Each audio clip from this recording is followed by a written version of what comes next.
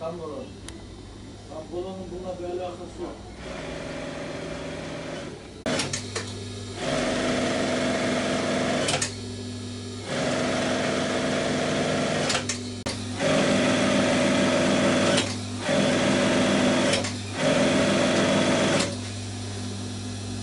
İhsan Digilli, 1958 yılında Konya'da doğdum.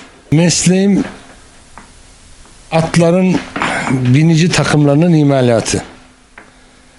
Çeki takımları, araba takımları, bunların deriyle yapılan ürünlerini yapıyoruz. Ben 8 yaşında başladım, hala da yapmaktayım. Doğru söylediğin, bu mesleğin tükenmekte olan bir meslek olduğu, arkadan eleman yetişmediği, bu durum karşısında da bu mesleğin kaybolmaya mahkum olduğunu söyleyebilirim. Var.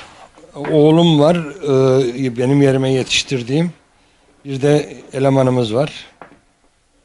Maalesef eleman sıkıntısından fazla eleman yetiştiremiyoruz. Gelen yok. Evet. Siparişleri biz Türkiye geneline verdiğimiz için sipariş üzerine çalışırız. Siparişi bir hafta 10 gün içerisinde yapar teslim ederiz. Yani biraz bazı zamanlarda yoğunlukta taşıyabilir yani. Rica ederim yavrum. Yani orada bulursun diyorum yani. Oraya bak.